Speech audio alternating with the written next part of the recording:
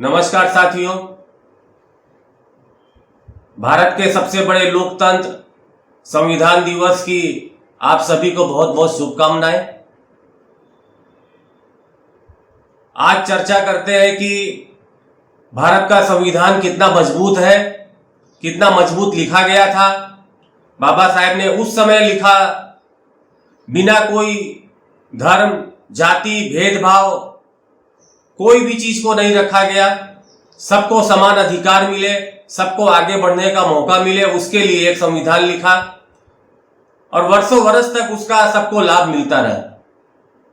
लेकिन समय के साथ आज किस प्रकार से संविधान की धज्जियां उड़ाई जा रही है, लोगों को दबाया जा रहा है, डराया जा रहा है, धमकाया जा रहा है।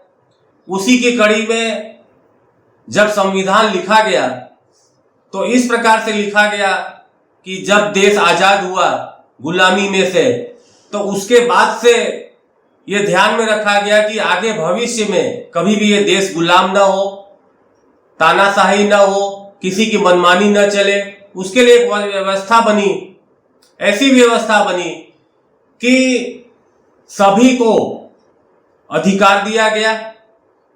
किस प्रकार से अधिकार दिया गया कि कोई सरकार बने, कोई भी चुने तो जनता द्वारा चुना हुआ होगा और वो जनता द्वारा चुना हुआ व्यक्ति जनप्रतिनिधि होगा और लोगों की समस्याओं को सुनेगा, लोगों के सुख दुख में भागीदार होगा और वो ऐसी व्यवस्था करेगा वो जनता के हित में होगी।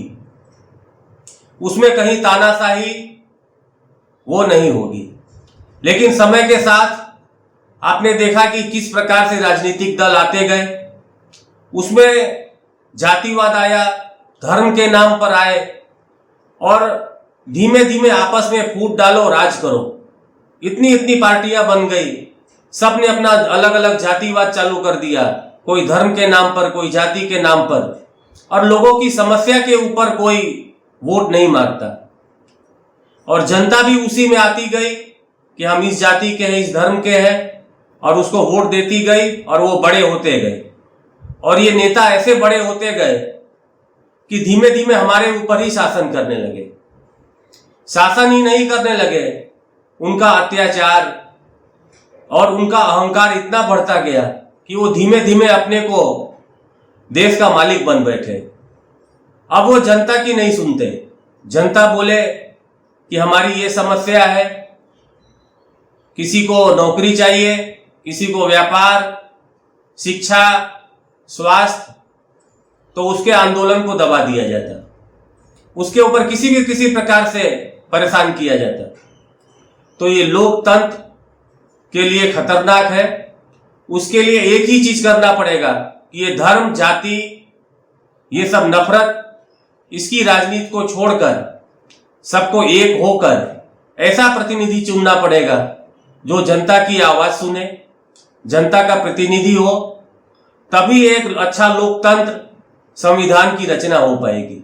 जो सपना देखा गया था कि एक अच्छा मजबूत लोकतंत्र, संविधान, उसको यदि बचाना है तो सबसे पहले नफरत की राजनीति खत्म करनी पड़ेगी, जातिवाद खत्म करना पड़ेगा और ये धर्म के नाम पर जो चुनाव लड़ते हैं, वोट लेते हैं, उनको ही खत्म करना पड़ेगा। समय समय के साथ यदि कोई आंदोलन करता है, उसको दबाया जाता है। आपने ये भी देखा, किसान 1 साल हो गया, आज 1 साल से आंदोलन कर रहे थे अपनी 3 मांग के लिए। सरकार ने 3 काला कानून रख दिया था उनके ऊपर और 1 साल होने के बाद आज भी भारत का अन्नदाता किसान सड़कों पर है। अभी अभी मोदी जी ने 3 काला कानून वापस लिया। वापस तो लिया, लेकिन उन्होंने पूरा न किसानों को के साथ बैठक नहीं किया, न उनके साथ कोई चर्चा किया।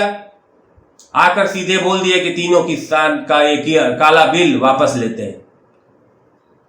किसानों की समस्या अलग है, किसानों की और उनके ऊपर शंका है कि एमएसपी का क्या होगा। एमएसपी की गारंटी नहीं है इसमें, और लोगों के ऊपर जो अलग अलग केस किए गए, लोगों के कितने मृत्यु हो गई, 700 से ऊपर किसानों की मृत्यु हो गई, उनका क्या होगा? उनको कोई सरकार मुआवजे की बात नहीं करी। उन्होंने इतना ही कहा कि हमारी तपस्या में कोई कमी रह गई, करके वो भाषण देकर चले गए। इससे समस्या का हल नहीं होने वाला है।